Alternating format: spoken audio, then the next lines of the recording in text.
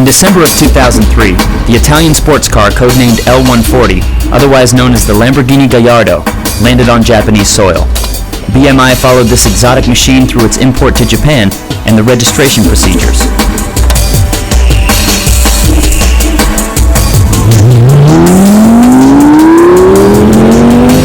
Openly claiming Ferrari as its arch-rival, Lamborghini has introduced numerous sports cars to date. What kind of potential does the newest car in the lineup hold? BMI was fortunate enough to take the Gallardo out on the track for intensive testing.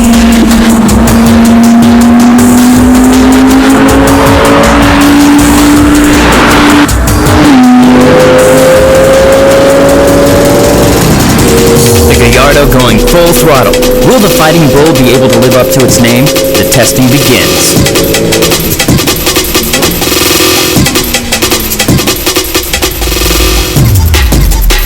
おお、ちっちゃいな。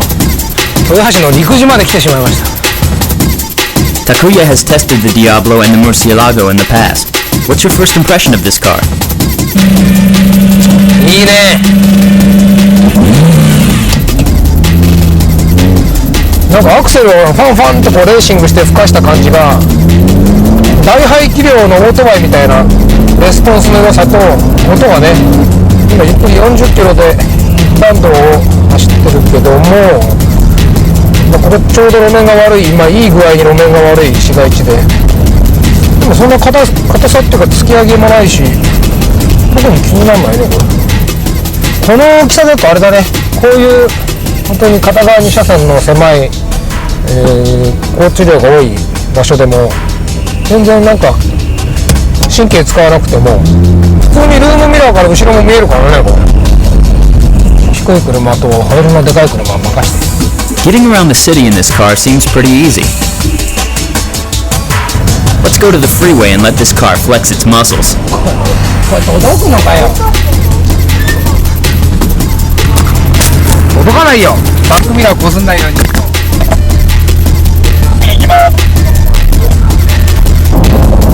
6速で100キロを2200回転から加速するぜ。ストレスなし。大したもんだねこのエンジン。本当の低回転から使えるねこれ。これ高速道路5速とか6速ホールドでオートマみたいに走れるな。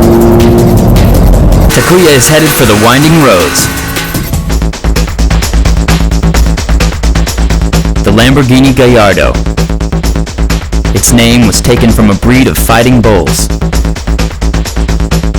With an exquisitely clean-cut front end on a sturdy body shell, the Gallardo was bred to be fast.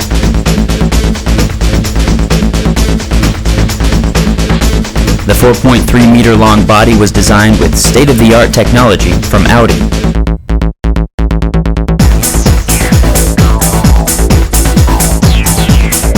The mid-shift 5-liter V10 unit is made entirely of aluminum, first in Lamborghini's history. The unit outputs 500 horsepower and can dispose 80% of its maximum torque at 1500 RPM, making the engine powerful but easy to handle. The newly designed transmission is laid behind the engine. Still, the weight distribution of the car is kept at 48-52, Lamborghini's trademark front-rear balance.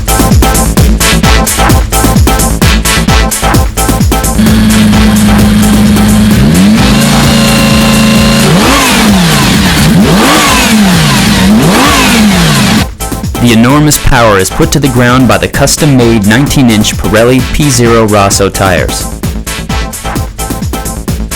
The full-time four-wheel drive system is equipped with a viscous traction control unit.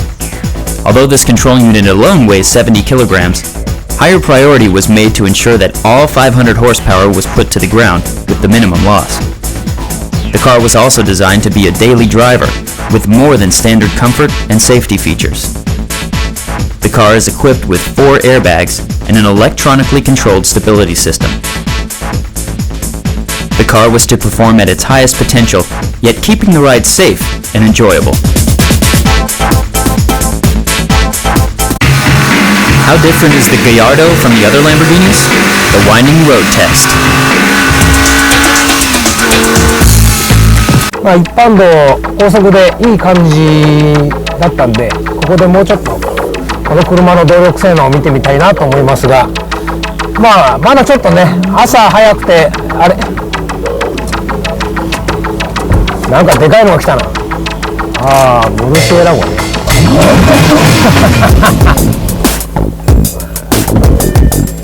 あ、いいんじゃない？どうよ。ムルシエラ号とちょうど比較対象できるから。そうね、ガヤルドを語るときにはやっぱりこの兄貴分のねムルシエラ号を見ないと。 After joining forces with the Audi Group, Lamborghini introduced the first car from that partnership, the Murcielago, in 2001. The car was designed with a steel space frame and a V12 power plant at its heart.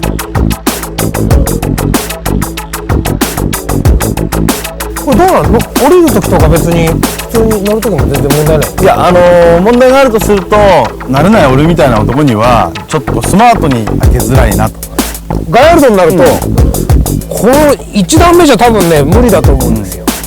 で2段目ならいいけどさらにサービスで3段目までありがとうございます。開けたってどうすんの？あと問題のこの雰囲気のいやこれいやらしさはね、これ大事だから。いやらしさはランボルギーニいやらしさ大切だよ。大切大切。こっちの方が多分ねいやらしい。あ、いい。後ろがね、どう？あーこれスリット入ってるでしょ。いや、一般道乗ってる時にはガヤルドはもうねほとんど気にならなかった。なんていうの、ウィンドウがちっちゃいミントシップの車と何ら変わらなかったけど、こっちの方がなんかちょっと見えないね。そしてどうです？やはり V12 でしょ。いいね。ね大きいっていうことはいいね。え、いいね、迫力あるよね。これ見た目もいいしね。縦長はいいけど、高いですよね搭載時は。多少ね、こう V 型がこれは、60度かな。少しこう起きてるからね。でこちらは V10。しかも先ほどは60度だったのを90度にして少し天地を短くしている。その分低く搭載。もちろんドライサンプだし。そうだよね。全体にまあこのインダクションのあれが高く見えるけど、ヘッド自体はすごい低いところにある。そうそうそうそう。で、ね、ガヤルドってこう日常でこう使えるようにというコンセプトがすごい一人歩きしてるんだけども、実際はそのやっぱりスポーツカーとしてね、大切な重心を低くしよう。それから F1 でもね今流行の V の角度だし、ホイールがなんと今回19インチ。そうそうそうそう。こっちがガタイがでかくて18でしょ。18。ものすごいちっちゃく見えるよね。さらにでかくなりました。しかもそれに合わせてローターも大きくなってる。それに合わせてキャリパーも8ポット。Let's first check out the characteristics of the Murcielago.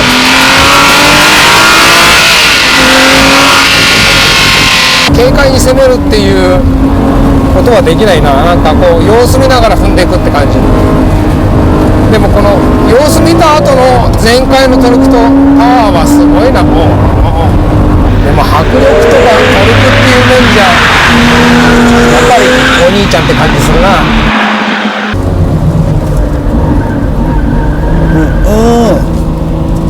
トラコンも切っちゃうぐらいパワーある。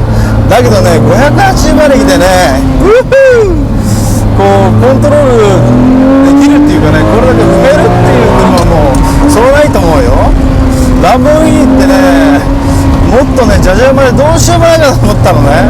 このバイオレンスな感じがねやっぱりランボルギーニだなっていう気がする。これ自分でね精神どっかで働かせないとやばいぞ。行くとこまで行っちゃう人だよ。ちょっとねフロントの荷重がやっぱり少ないよね。リアのね荷重は多いんでトラクションもあるんだけどリアではね、だけどその分プッシュアンダーが強い。でブレーキングなんかでもフロントの設置が少ないんで低いんで ABS も割と逃げ気味。この辺でねアンダーっていう感じ。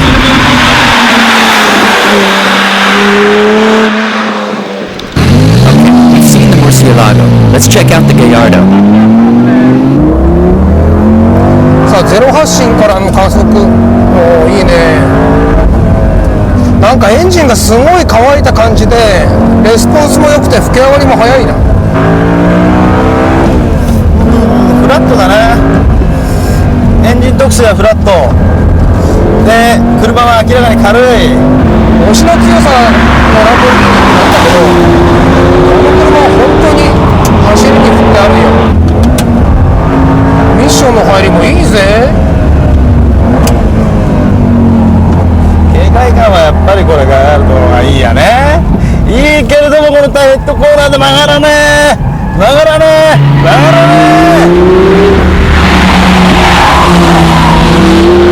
といって振り回していくほどの勇気が俺にはない。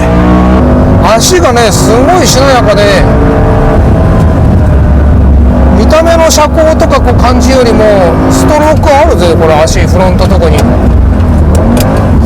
でアルミの光合成フレームもいい合成なんじゃないですか。なんか見た目の武骨さと違ってフットワークすごいで、4駆でちょっとこういう低速コーナーでアクセル踏んだ時にちょっとフロントプッシュアンダーっぽいところもあるけど、基本的には若干アンダーでいいバラン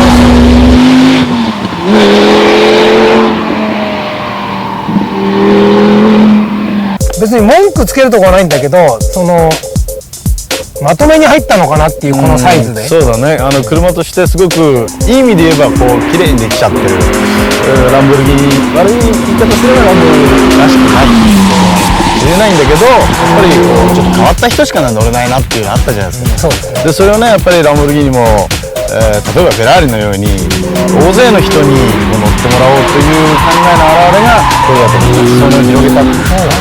さっき GTR でちょっとペースを落としてよっていう、結構踏んでいくと GTR なかなかついてこない。そうですね。全開でした俺は。いやつい踏んじゃうんだけど、やっぱ速いのかな。ストレートは圧倒的に速いと。でコーナーでね、タイトコーナーで少し追いつく。それからねブレーキ踏みすぎ、おっかないって後ろ見て。いやこれね本当にミートポット効くの。本当に俺ちょんとこの優しい、踏んでくださいよ。後ろにいるんだから俺は。いやランボーだからそっか。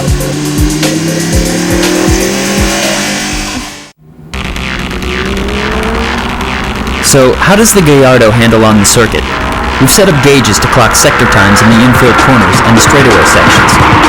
Again, we'll be comparing it to the Murcielago. ルシエラゴから見たらもう全く別物だな。ステアリングバランスが効かさすぎだろ。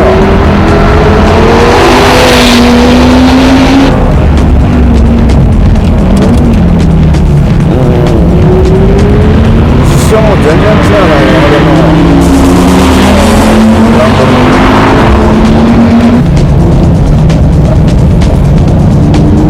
アンダーステのね、初期用とはすごくいいよ。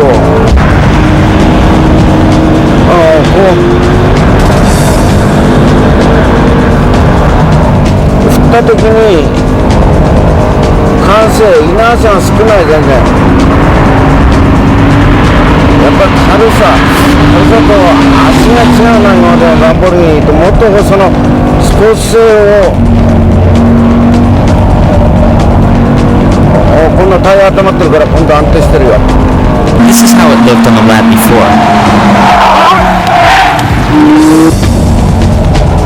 Whoa, the car behaves totally different with cold ま tires. だちょっと温まってないな。もうちょっとね、ムルシエラゴンから見たら小ぶりで重量も軽くなってくるということでもっと期待したんだけどね。確かにその重量が軽くなって振り回した時の感性、イナーシャが少なくて、対抗性はいいんだけども、結果的にね、アンダーステアだとか、あとはフロントに荷重かからない、これ多分タイヤが影響してると思うんだけども、その辺はね、ムルシエラゴンをちょっと小ぶりにしたいのは究極は同じなんですよ、最後は。だから僕の勝手な想像なんだけど、これを仕上げていったね、そのドライバーが同じやつがやったからじゃないかっていう感じするね。だからやっぱりコーナリングマシンっていうよりもまっすぐを快適に走るみたいなセッティングになっちゃってるんだよね。だからその辺がこのホールベースも短くなって重量も軽くなって、もうちょっとその運動性をシャープな動きを期待したんだけども、またそれが出てないね。How well does the Gallardo deliver its 500 horsepower to the road? How does the midship all-wheel drive system react when pushed to the limit? Gansan and the gang will try to find out.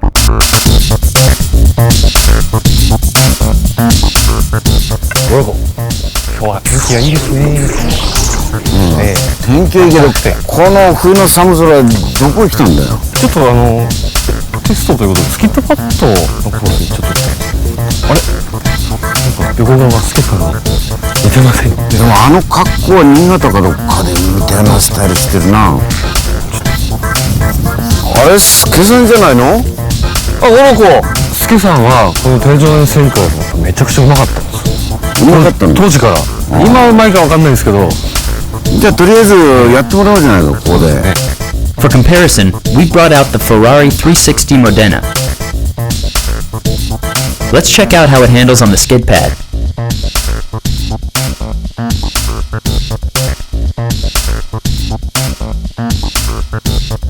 だからほんといきなりお前360で登場かよ。すごいですね。タイヤもこういう状況ですごくいいんだと思うんだけど、すごくいいっすね。なんかね、前乗った360はなんかアクセルの踏み始めが結構唐突に反応しておっかないイメージあったんだけどな、これ大丈夫だな。要はその滑り始めからコントロール失うまでがどういう状態にしたいか、要は滑り具合をチェックするのが、その出始めのスムーズさとか。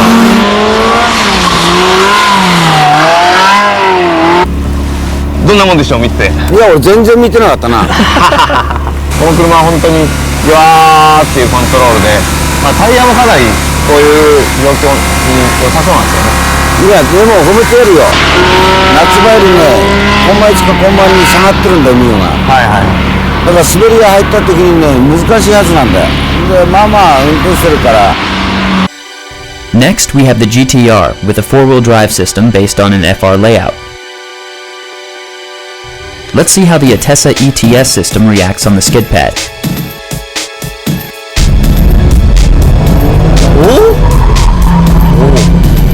今ステアリング反応しない状態でアクセルを踏むとオーバーステアになったけどもスピンをせずにこういうふうにファイナルアンダーって感じですね。これどうしたらフロントが見えちゃってるみたいな動きなの？トラクションかかっちゃうんだよフロントは。要はパワーオーバーが出ても、スピンまではいかないっていうところがこの車のいいところですよね。だからドリフト定常円はもちろんできない。やっぱりこうアテーション無理だろう。そうですね。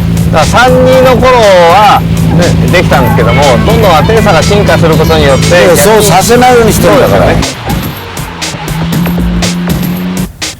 110のキャスタブっていろいろ能書きこう勉強したのかな。能書きだけは能書きは前からね。あんまりからか。さっきの GTR の4駆に対して今度は4駆のブルシアラゴということで。この4駆のシステム俺技術的には知らないんだよ。ビスカスなんですよね。あ、ビスカスなの？できないんじゃない？ああいうことは。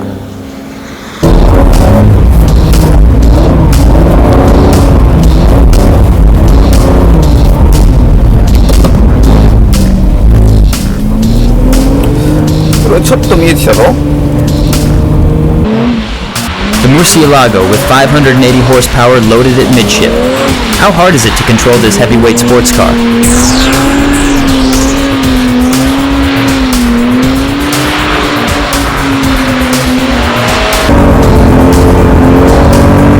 そうだ。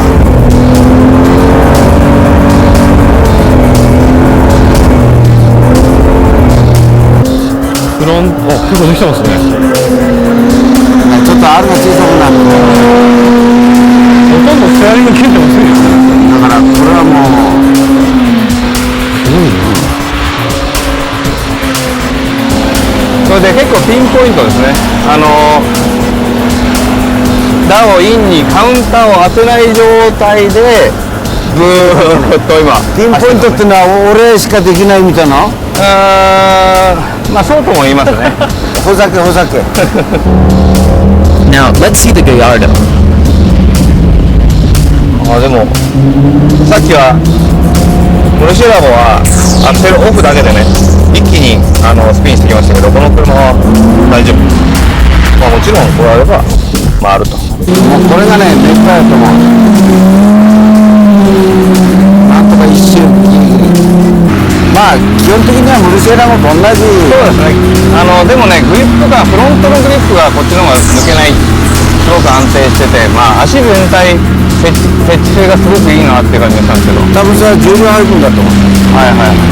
あれはもうリアヘビー。これはそれから見たらまだコントロールかけてやってる。さあテスト終わりましたけど、大井さんの腕前はどうだったんですかね。だから本誌でのバトルに対しての第一意識はパスと。Let's check out the Gallardo on a more hands-on method. First, the horn.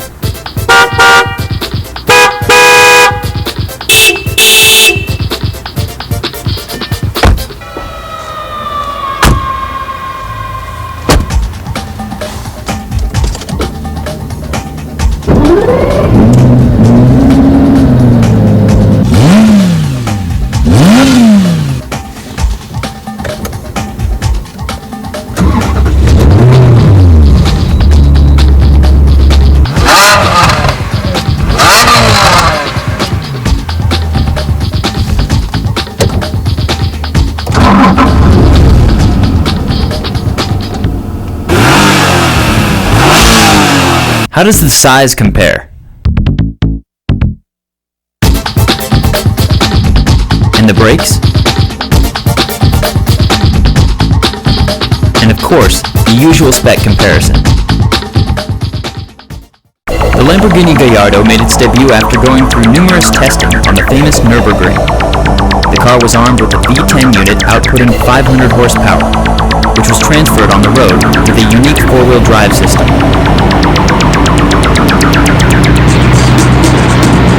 As always, BMI brings you the real performance of this supercar by testing it out on the track in an actual racing condition. The battlefield we prepared is the East Course at the Twin Ring Motegi circuit. The Murcielago and BMW M3 CSL were flexing their muscles, awaiting the Gallardo to arrive. Let's check out the entire entry list. This battle wouldn't be right if we left out these supercars from Ferrari and Porsche.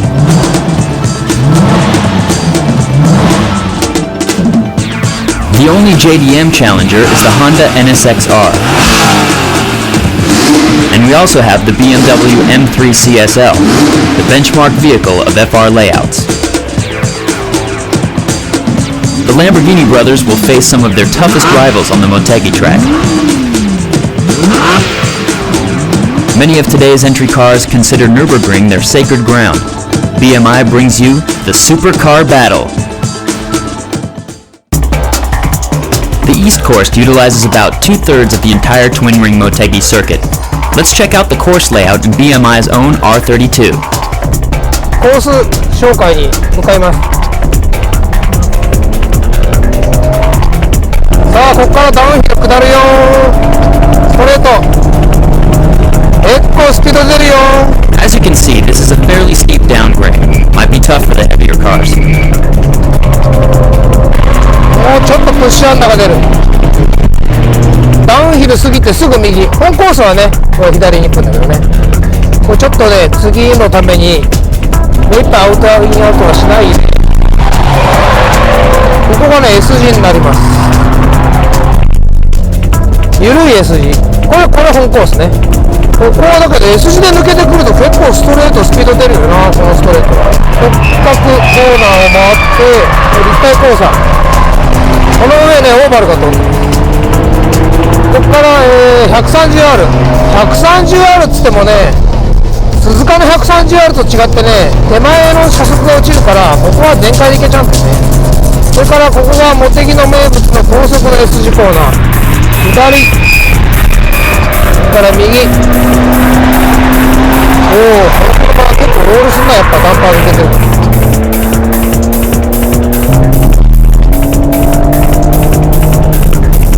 さあ V 字コーナー、ここから登るからね、ここをミスするとねこの上りの車速が落ちるからは結構重要。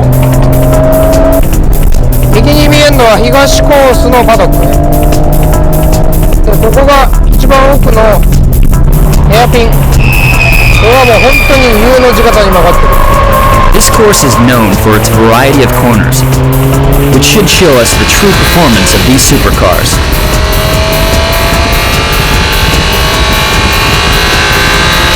このような東コースなんですが、かなりね、ブレーキを酷使して平均の車速も、5速には入んないにしても2速3速高いんで、スピードが面白いとは思います。 What kind of lap times will these cars clock?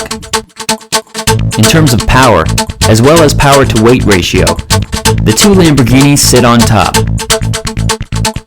In terms of overall weight, the NSX-R and the M3 have the advantage.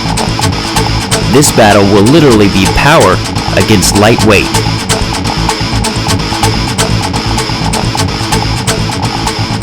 As our guest driver today, we have Tetsuya Tanaka for the first time on BMI. Tanaka drove the 360 Modena in the JGTC series last year. He should feel at home sitting in the Modena F1 today.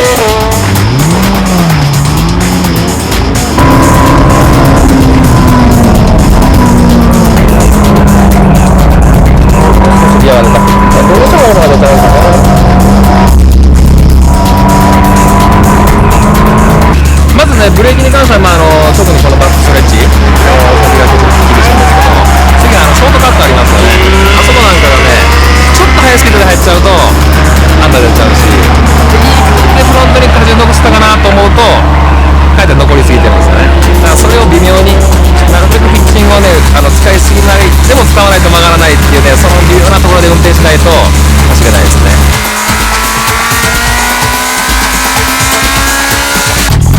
Shinichi Yamaji is in the 420 horsepower Porsche Turbo.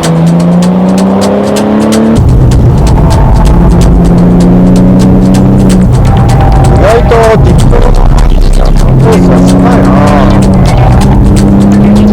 いやー、ポルシェはね、ここのコースすげえ合ってるんですよね。もう走っててすごい楽しい。もうフルブレーキングの旋回能力が高いから、どこのコーナーもそこそこね、いいスピードで走れますね。Takayuki Oi sits in the M3 CSL.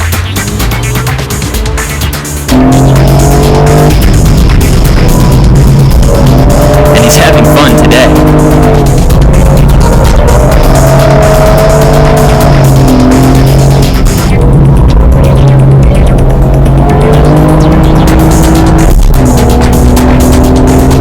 Very マイルドな動きなのね。ちょっとびっくりです。思いっきり内圧上がっちゃったんで今下げてもらってます。 3.5 まで上がってます。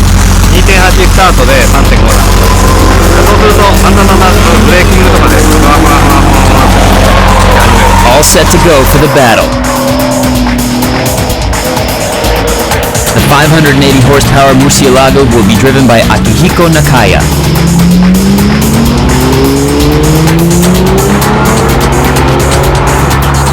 ちょっとタイヤがあんまりグッと良くないんだけど、タイヤのまんまでスリップつけて走ったらレーシングカーになっちゃうぐらいはすごさを持ってるね。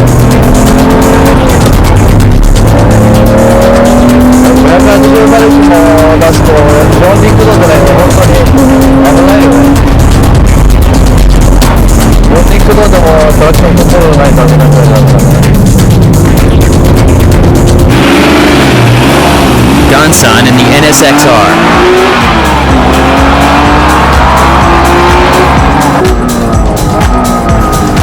いやコーナーだとかブレーキ、元のブレーキが辛いって言われてるけども、東コースだからね、それほどブレーキが強くないんで、辛くはないんで、もっと本当は本コースだったらこの良さが出るかなと思うんだけど、NSX タイプ R すごく乗りやすいし、ブレーキもいいし、軽くて乗りやすいんだけども、やっぱり今日の相手の500馬力には追いつかないと思う。For the 500 horsepower Gallardo, we have Takuya Kurosawa in the cockpit. なかなか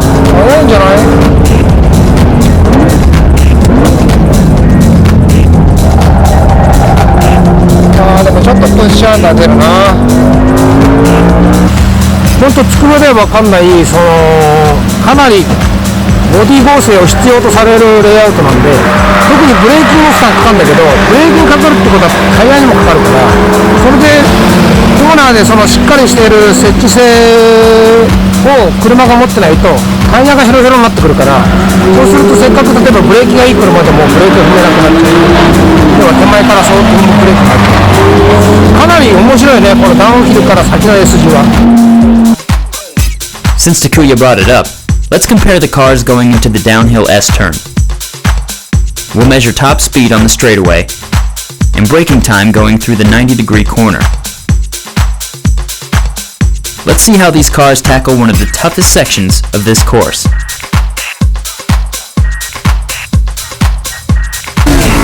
First up is the 360 Modena.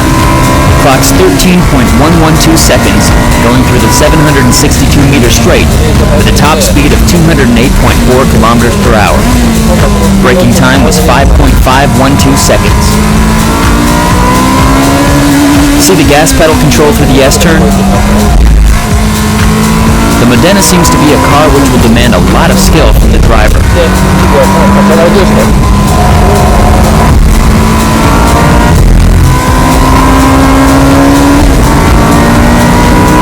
The Porsche Turbo exceeds the Modena's top speed with great traction, but the braking time is a little longer than the Modena, perhaps due to the Tiptronic transmission.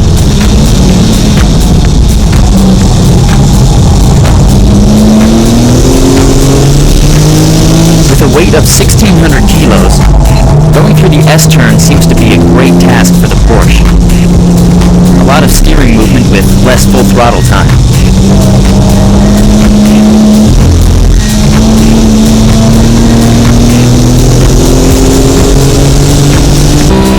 Next is the 360 horsepower M3 CSL.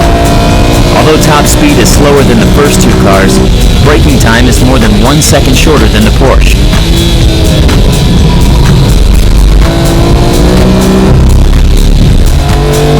The M3 goes through the S-turn, utilizing the weight transfer capability of an FR layout. Though there is some slight understeer, the car's acceleration point in the turn is very fast.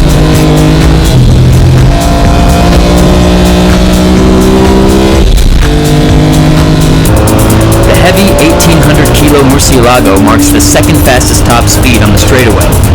The heavy weight also contributes to the longest braking time, 6.662 seconds.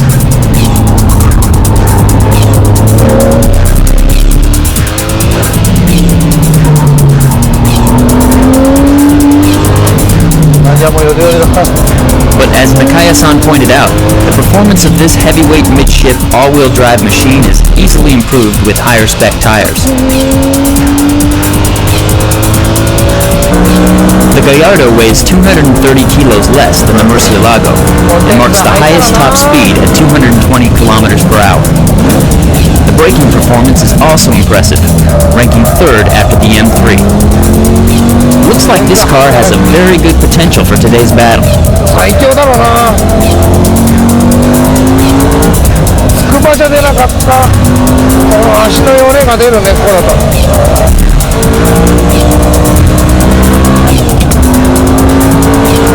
ぐにゅぐにゅぐにゅぐにゅ。 Last but not least, the NSX-R couldn't match the top speeds of the other contenders, but its braking time was the best, stopping more than 2 seconds better than the Murcielago.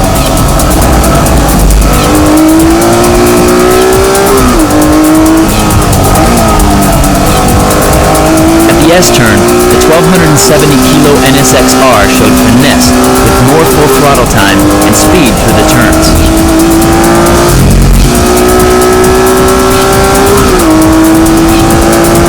The two Lamborghinis marked the highest top speeds. The NSX-R and the M3 CSL had the top braking capabilities. Who will reign the 4-lap battle?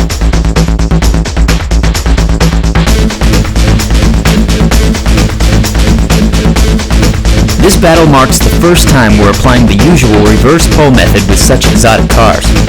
The lap times of the 3 cars in the back row are within 1 second of each other. The 400 horsepower Modena is in the front row. 社員なんで優しくしてもらいたいんですけど、多分みんな厳しいでしょうね。はい、京マシーンのポルシェターボです。キットロがちょっと残念でした。コースレイアウト的にはポルシェに向いてると思いますんで、無事2回目のバトルが迎えられました。茂木東コースで NSX から見たガヤルドを見てみたいと思いますが、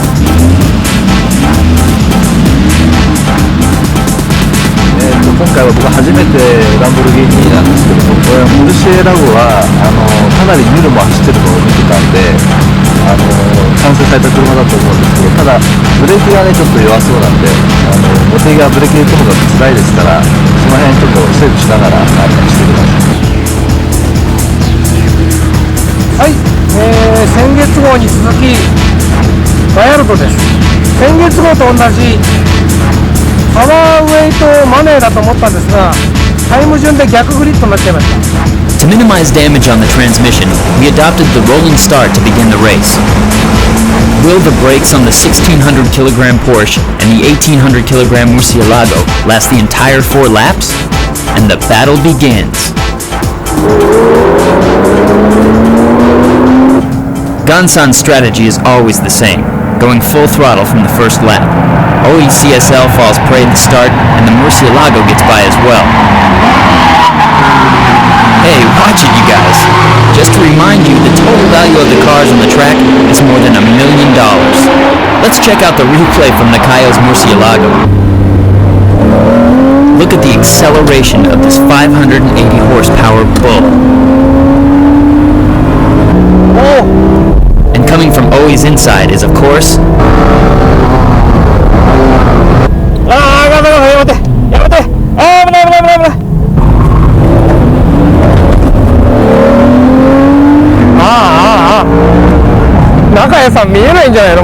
the most dangerous man in best motoring. Gansan jumps inside of the Porsche. ちょっと高速コーナーの飛び込みがやっぱり速いな。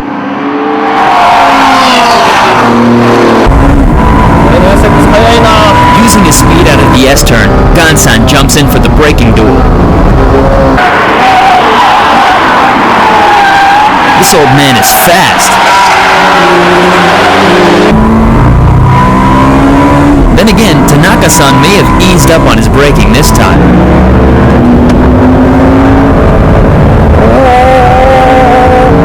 Gallardo overtaking the Porsche on the 130R corner. Murcielago stalking on the Modena. But the 1800 kilo Murcielago seems to respond with a slight delay, going through the S-turn.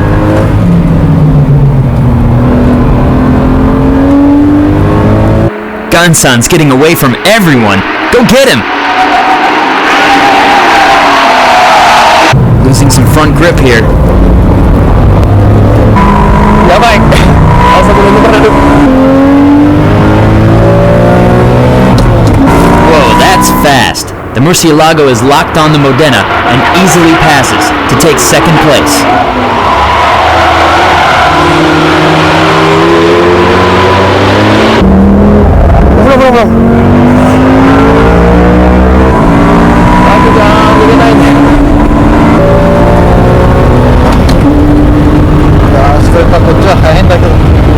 The Lamborghinis have unquestionable speed on the straightaway, now in pursuit of the NSX-R.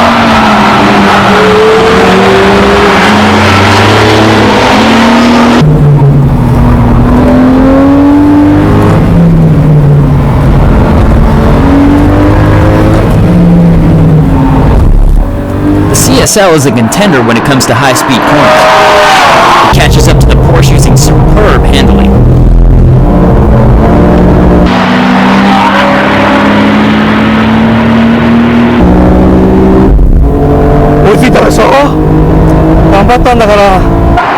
How's the second place battle?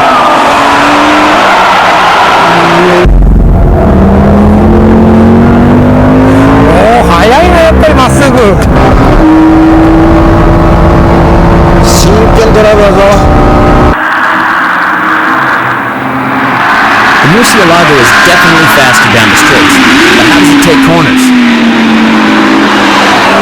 ムルシエラゴはやっぱりまっすぐ速いけどコーナーはここはやっぱり遅いわな。 Nakaya seems to be saving his tires till the end of the race. なんか GT 思い出すね。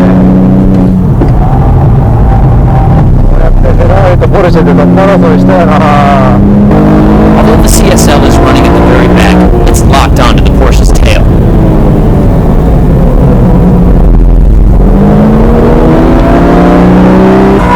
あ、やばい、ここで加速はでもフェラーリよりはちょっといいね。 CSL creeping from behind. これからだよ。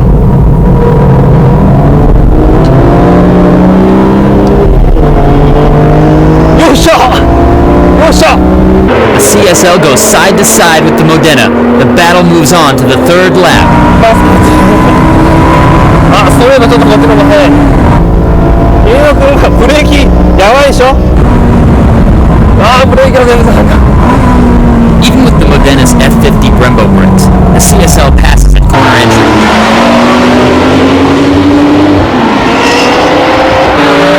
But it doesn't stop there. The CSL chases the Porsche through the high-speed S's.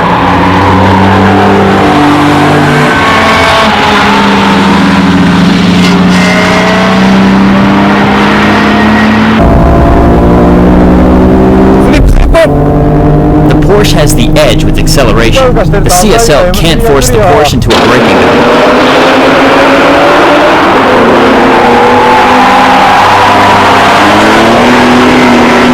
The Murcielago is all over the NSX for top position. Has Nakaya's strategy paid off? Nakaya clocks the fastest time on this lap, and the Murcielago is hungry for top position.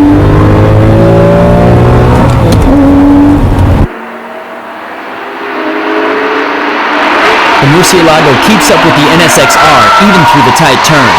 Nakaya is showing some serious driving skills. They're side by side. There he goes. Gansan has no intention of backing off from this battle. But Gansan's guts may not be enough. さん行け。でもっと俺も行け。 The battle enters its final lap with the Murcielago finally in the lead. But hold on, Gansan won't give up that easily. うるせえな、もう邪魔だぞ。 Just as we thought. 僕はね、全然速いんですよね。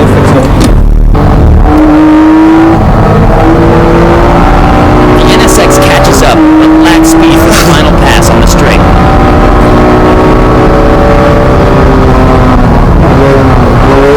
Whoa, look at that braking.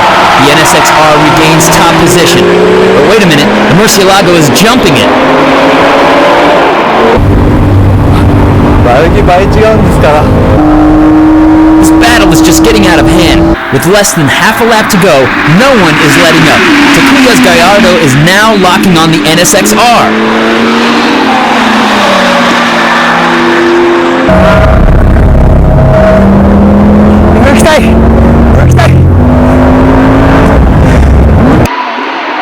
You're running out of time, Takuya.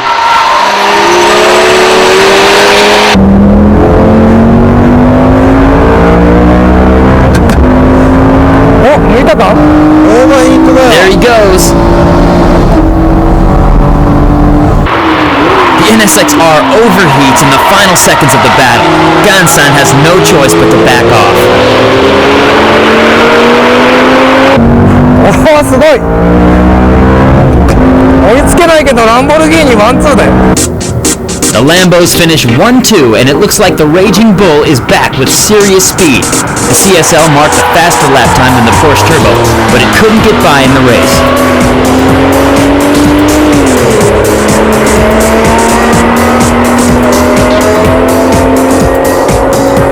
まあ僕は次来ましたけど、まあちょっと LSX オーバーヒートでね、後半ああいう球になったけども、運転席さん、ああいうはやっぱりこの2代もね落ちてくんだからね。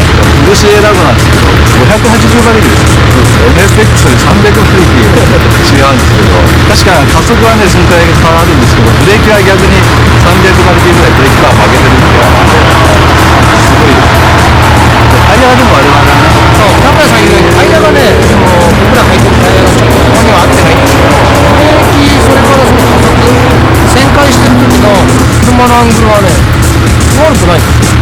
ただ S 字、そのダウンヒルからの S 字をプッシュして攻めると、例えば NSX タイプ R についていこうとすると合ってるんだよ。ついていけない、大変では。はい、形がつきます。ちょっと今まで読者で見てましたけどね、本当にいいわって感じ。それと制限感がさ、あれだよ。ちょっとピクトロなんでね、エンジンブレーキ効かないもんで、どうしてブレーキがちょっと早かったね。そうですね。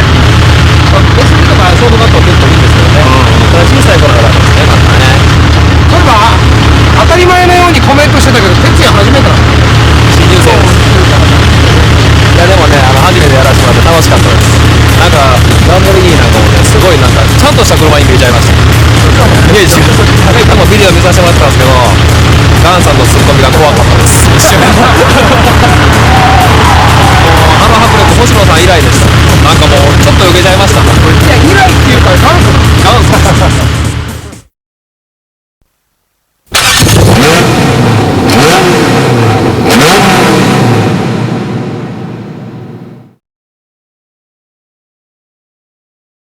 July 2003. Pouring rain at Fuji Speedway. The spray of water raised by the car in front makes it almost impossible to see anything from the driver's seat. Despite starting from the back of the pack, driver Keiichi Tsuchiya weaves through traffic and finishes 11th, proving once again that he is no ordinary driver.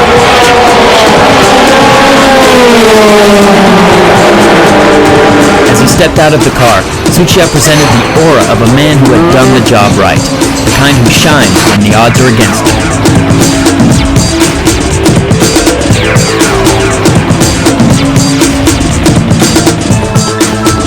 Night session at Le Mans, 1995. More rain. The left headlight of Tsuchiya's car goes out in the dark night. Tsuchiya prays to his mother in heaven. She helps him see the road not with his eyes, but with his heart and a guiding light. That was almost 9 years ago. Tsuchiya matures even more as a driver and a man, and he keeps going.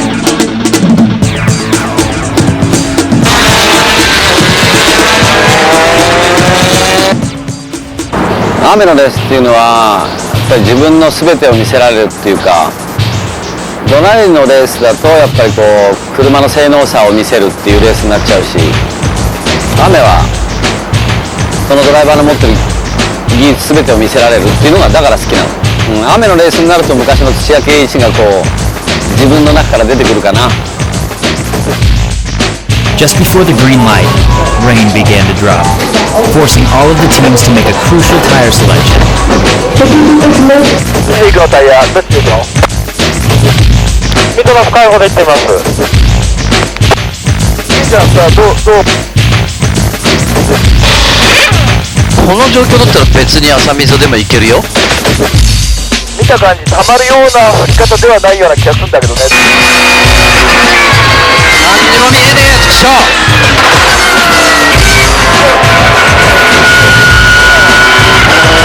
直線まっすぐ走んないハイドロで。選択としてはやっぱり結果的には間違ってたけど、アグリの読みは今までのレースを振り返ってみて決して間違ってはいないと思うしね。そういう部分ではそのアグリに対してね何とも思ってない。雨は上がんなかっただけでただ強くなっただけで、雨降ったら生き生きとした自分がね、土屋圭一が見せられる。順位関係ないんだよ俺の中では。何番手だろうがドベだろうが絶対トップまで追い上げてやる。でやっぱり最終的に自分の中にあるものは土屋圭一を見せてやるっていうね、それしかないよね。俺が負けるわけがない。悪条件の中でなればなるほど俺が負けるわけがない。俺はこいつら何十倍も走ってきたし何十倍も経験してきたし、俺が負けるわけがない。そのペースと時計とどっちが速いんだよ。感じです。今無限が39秒7、土屋さんが39秒3。だから雨になるとああいう汚い言葉になっちゃうんだろうね。本来の土屋圭一に戻っちゃうっていうか、土屋圭一が出てきちゃうよね。走り屋なんだよ、根本的に。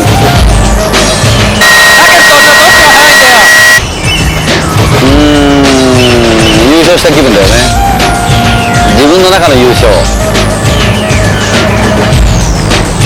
もう見ただろっていうね。自分に対してと観客に対してと応援してくれる人たちに対して腕じゃ絶対負けてないっていうものを雨では見せられる。だから順位関係なく自分の中では優勝した気分。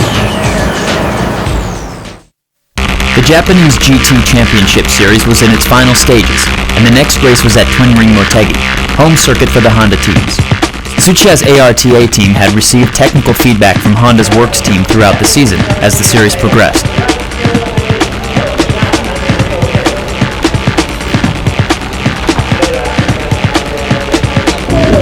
The ARTA NSX was performing very well during free practice before the race. On qualifying day, however, driver Kaneishi's time didn't improve as hoped. ARTA would again start from the back. Pole position was snatched by Tom Supra, but with the top qualifying cars in very short range, the series championship was heating up in its last stages. Race day. Under clear skies, ARTA designated Tsuchiya as his starting driver. Since the car performed well in practice, he was optimistic about the race. 何をおっしゃいますか。富士のようにはいかせないんですね。まあスタートはレースできるから面白いよね。組み立てられるしね。抜くためにレースあるからね。抜くよ。本当は作戦としてはみんながタイヤが垂れてきた時に勝負に仕掛けなきゃいけないんだけどね。俺にはそんな気はさらさらない。最初から行く。During the formation lap, Tsuchiya's car collides with the car in front and sustains some damage to the front. Although it's a minor incident, the race gets off to a rocky start.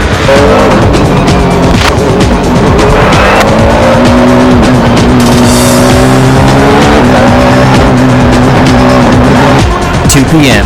The race begins in front of the 45,000 fans filling the stands at Motegi. From pole position, Tom Supra jumps into the first corner, the others following without any major problems.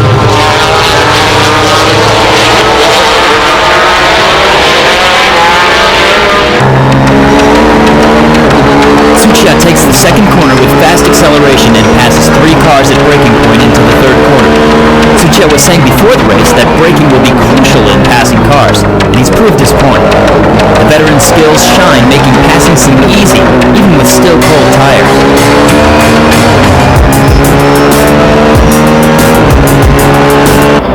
In the beginning, the ARTA NSX is carrying a full tank of gas. This means that Tsuchiya is handling 1,300 kilograms to the corners at incredible speeds. Tsuchiya knows what's expected of him. His job is to be at the highest position possible when handing the car over to Kaneishi, the second driver.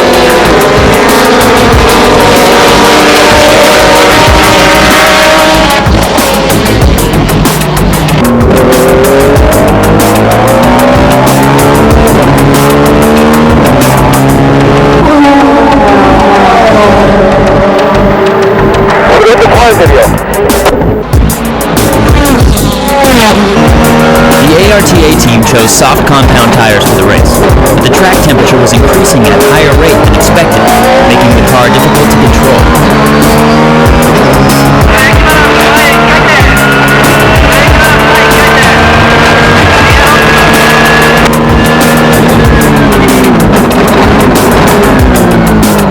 The Raybrigg NSX, running on the same soft compound tires, passes Tsuchiya. Lap times increased to 1 minute 52 seconds, almost a full second slower than the top group.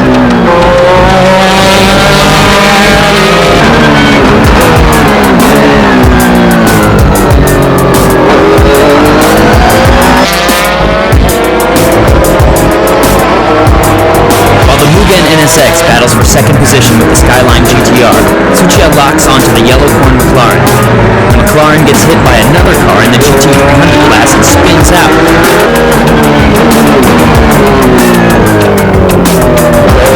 Tsuchiya also makes contact with the car in the GT300 class and loses speed coming out of the fourth corner.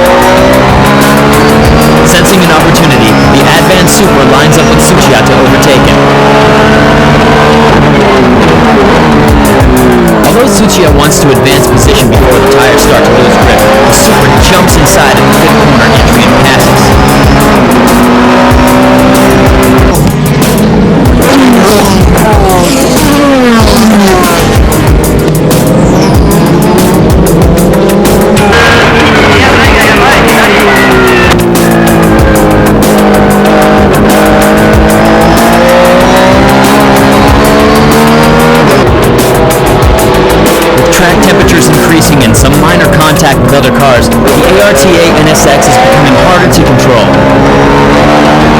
But Tsuchiya isn't giving up. Although he's losing tire grip, he sets his sights on the Zanavi Nismo GTR.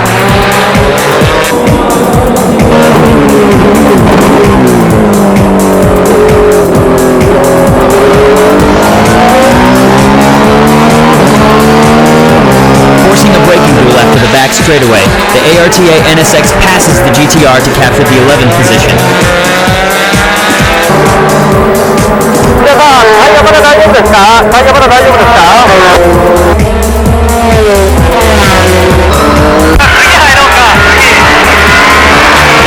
27 laps, the cars in top position start to pit. Tsuchiya, now in 10th position, pits for the driver change. Kanaishi takes over.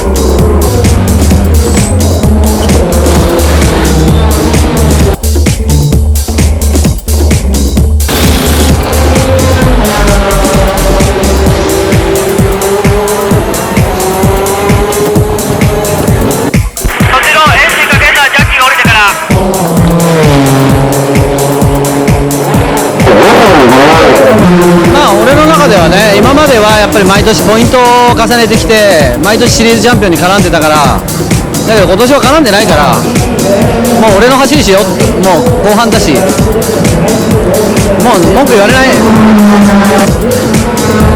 俺は気分良かったよ。 After changing drivers, Kanaishi fights to control his car on the track.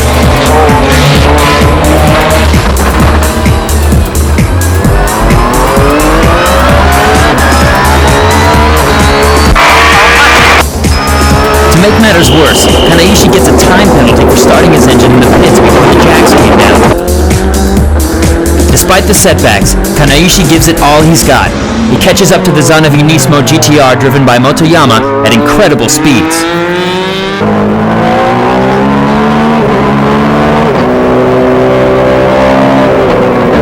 Two laps to go. Kanaishi goes side by side with Motoyama coming out of the second corner. Neither is backing off. With brilliant braking, Kanaishi overtakes the GTR. The ARTA team cheers as they watch the battle on the monitor. The Mugen NSX wins the race, the second consecutive win for the Honda Works team. The ARTA NSX finishes 8th overall.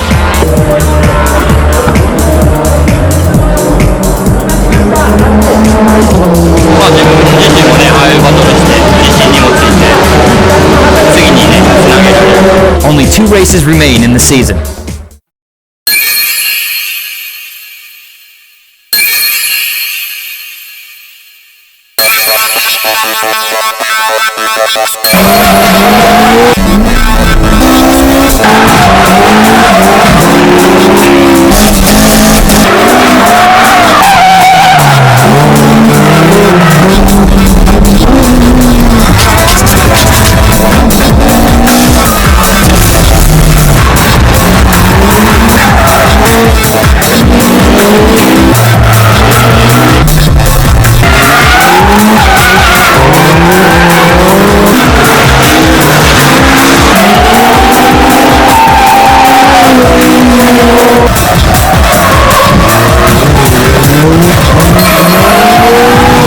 Toge Showdown.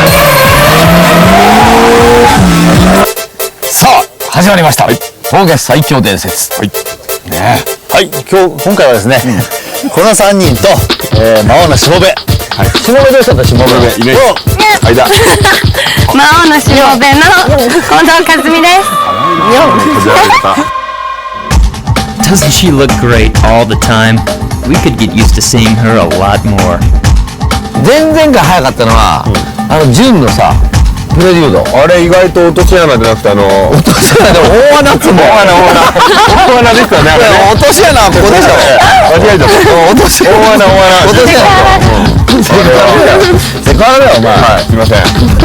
ということで、今回はアミューズの S2000 魔王を倒すのは誰でしょう。 From our previous battles, one thing has become clear. Cornering speeds and good handling, like those on the June Prelude and Amuse S2000, are requirements for ruling the Toge. Toge Showdown, Toge 300 class.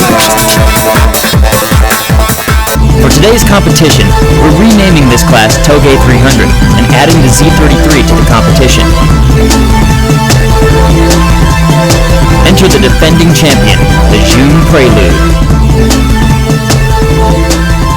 ちょっとマイナーな車のもんですから、マイナーな車でも頑張ればいけるんだっていうので、結構メールだったりとか声を聞かせてもらいましたけど、その決勝まで生き残れるかどうかはやっぱりそういうチェックポイントですよね。塀とかあるけれどもね、これバカにならないですよ。June has further refined the settings on the Prelude for today's defending battle. How does it feel now? いいやつだこれ。すげえ、Fとは思えない隣の速度。Understeer is always a problem with front-wheel drive cars, but not with this Prelude. Both the handling feel and sector time. すげえやつ、さらに良くなってるよこれ。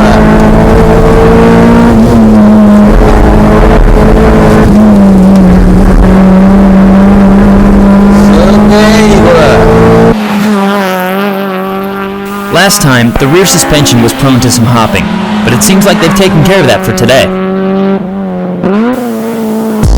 Entry number 2 is the Accord Euro R from FaZe.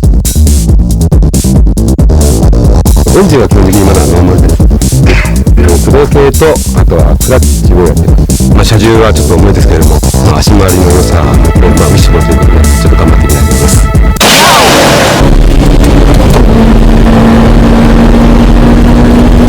いいねこれ。Euro R comes with the same K20A engine like the Civic Type R and the Integra R. How will it do on the Toge? 車は多分軽量化してないんだろうけど、すごいいい動き。 This car weighs 1,390 kilograms, but it's looking good so far.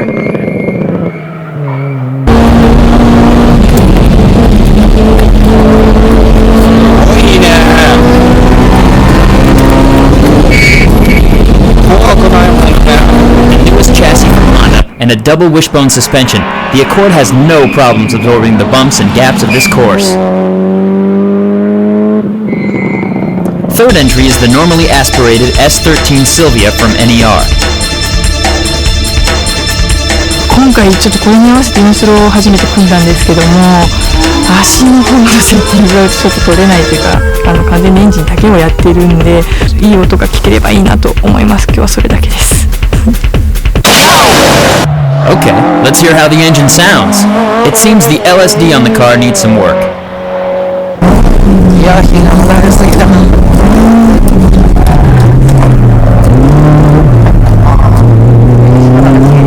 Although NER was only confident about the engine setup, the sector time isn't that bad. 怖いよ多分。ほらほらほら。 Burrito started out on the streets with an S13, so he knows a good car when he sees one.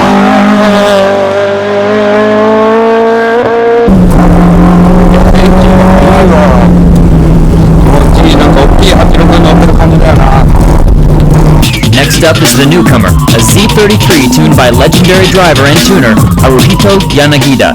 うちはやはりトータルバランスって普通のストリートもかなり重視してるのでね、その辺のバランスなので、結果はどうか分かりませんね。ただ Z としてはかなり、高い評価が出ると思いますけどね、はい、頑張ります。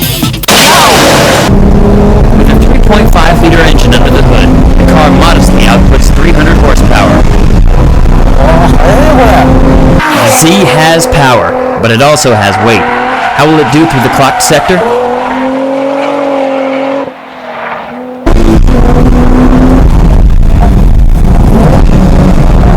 The focus on street use, the sector time isn't that impressive.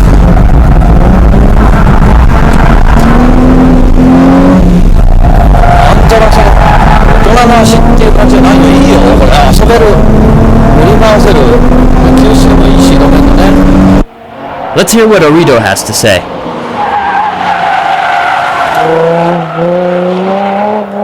この車はですね、最近結構やってる人もいるんですが、フロント18インチ、リア19インチということで、フロントにそのステアリングのしなやかさを持たせるグリップ感を出して、19インチのリアの合成でトラクションを出す、そういう考え方もあると思います。 Taniguchi tries to tail slide the car through the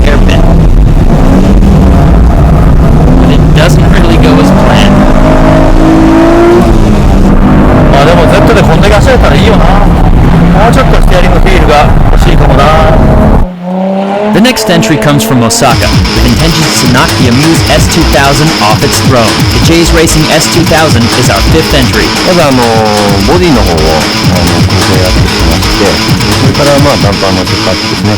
今回ですね、トータルバランスでうちは勝負しに来ましたんで、絶対ちょっと負けて帰りませんので、勝って帰ります。これはね、ちょっとアミューズの S2000 と比較できるからね、標的になるかどうか見てみたいと思います。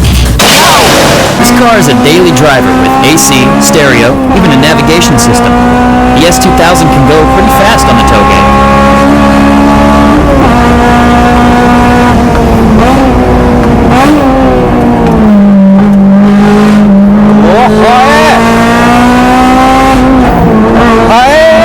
Jays Racing participates in the Super Taikyu Endurance Series, and it seems this car has received a lot of feedback from the racing experience.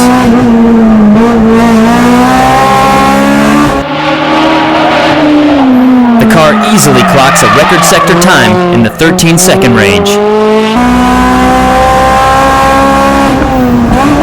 The car handles like a race car. The cornering speeds are unbelievable.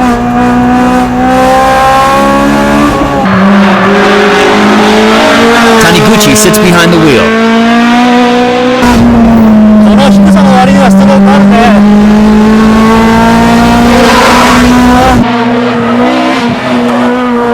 Despite the low setup, the S2000 has no problems with the bumps on this course.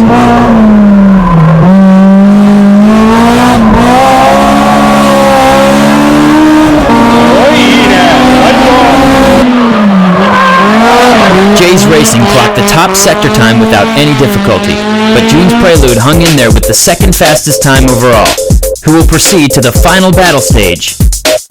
結果発表。あれ？じゃがじゃーん。じゃんじゃん。NER シルビア。NER シルビア。おめでとうございます。 The base car was an S13 Sylvia Q's model. The car had cross missions and a better LSD. It might have done much better. じゃがじゃーん。セントラル20。おめでとうございます。はい。 Central's tuning concept is total balance, and the car handles just like they targeted. But on the Touge, the car needs a little more power to be a serious competitor. 今までそのホットバージョンで紹介してきたそのギンギンジェットと違うね。違いますね。もうエアロもそうですし、全体的にもうラグですね。エアロ大人だね。結局フロントのダウンフォース欲しいもんだからちょっと9センチ伸ばしたりね。とにかくタイヤだけですよね。だって車は今度タイヤ作りますようちも。ね、タイヤ作る。先輩に言うことは。そうだよ。お前なんだお前作る？違う作る。違うお前生意気だよお前。生意気だよお前。第3位。はい。じゃがじゃん。フェイズ。おめでとうございます。これね、この乗った感じ、その軽量化してないじゃん。本当にそのまんま街の中乗れるじゃん。エアコン、オーディオ全部ついて。それでこの旋回性能から何かのトータルバランスはすごくいい。設置感高いですよね、非常に。すごいですよね。 Although today's run is actually the car's shakedown, the Phase Accord receives praise from all of our reviewers. The secret is the high potential of the base car itself. Although the Accord shares the same engine as the Civic Type R, the Accord's chassis is no doubt better than the Civic. With a double wishbone suspension, which requires less changes to the alignment, the Euro R can be set up with a wider range of sufficient stroke movement. This is why it can outrun the Civic despite 200kg weight disadvantage. 第2位でございます。じゃがじゃん。ゴトゴトゴトゴトゴトゴトゴトゴトパン。ジェイズレーシング。おめでとうございます。来たね。カーナビ付き、オーディオ付き、エアコン付きで。すごいですよね。一番時計ですもんね。一番時計、そう。最初僕見た時、こんなに低かったら軍車はダメだろうと思ったんですけど。いや最終コーナーでガシャンガシャンって当たるボディ。これでも当たるし。僕2箇所当たりました。なんであんな車高落とすんですか。やっぱりそうですね。低いは偉いんですよね。はい、まあそう。 Although the body of the Jays S2000 was hitting the road, the suspension still had sufficient stroke. The key to its fastest sector time was its ability to go through the hairpin at incredible speeds, even though the turn banks to the outside.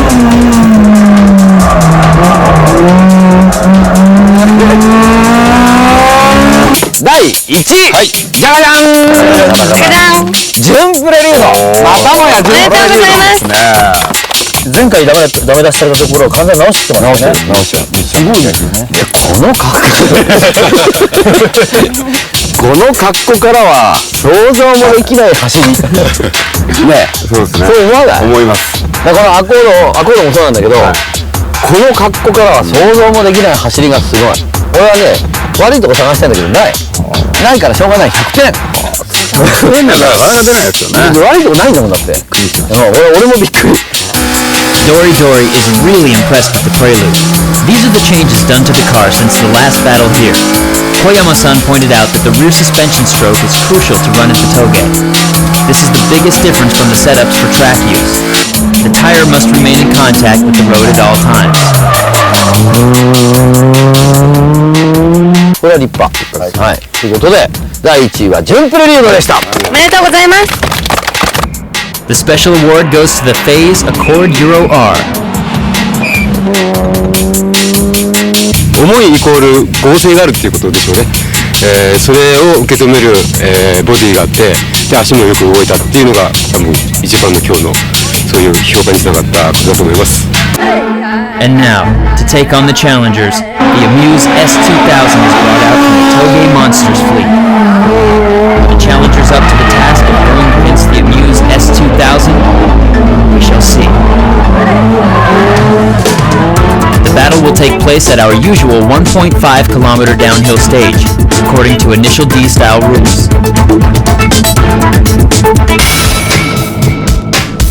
Going against the Amuse S2000 are Jun's Prelude and Jay's Racing's S2000. This is the first time we've done a 3-car Toge battle. マジ怖いぜベイベー。よし。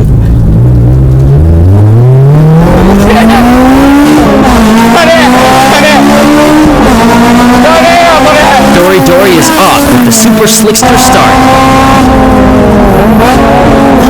But the J's S2000 didn't clock the best sector time on luck. Orito is breathing on Tsuchiya's Amuse S2000 in the corner. The track surface today is very dusty after last night's rain. The Amuse S2000 is having a hard time keeping traction. With Orito on his back, Tsuchiya is going full throttle with no room for mistakes. Whoa! Enormous understeer!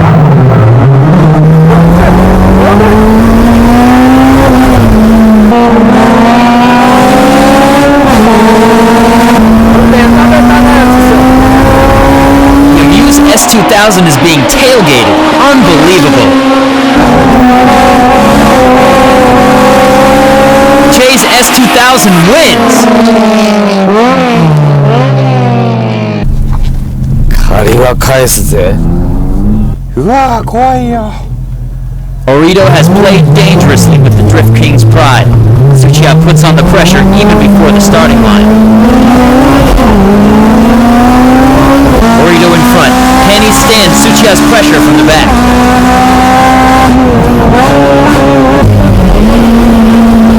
Dory Dory is taking matters seriously now. Check out the tire drop turn just like Initial D.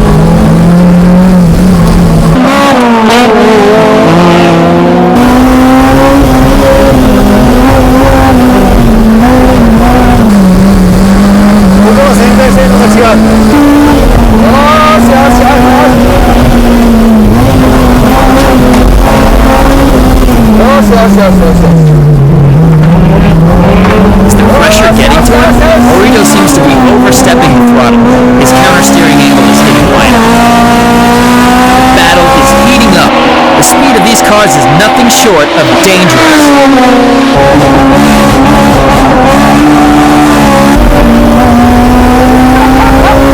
Muse wins the second run in revenge.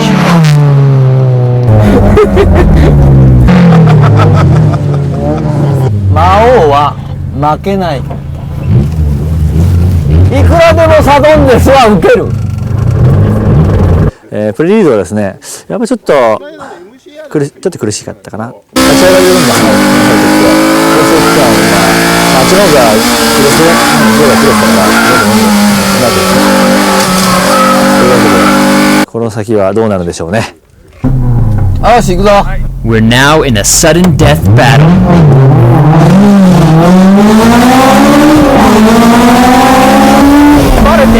Looks like the tires on both cars are losing traction. Both cars are sliding all over the place.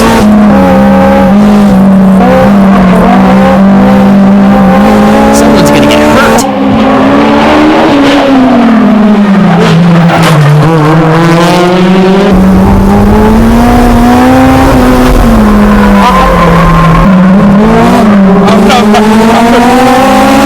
Indeed, that was a close call for Tsuchiya.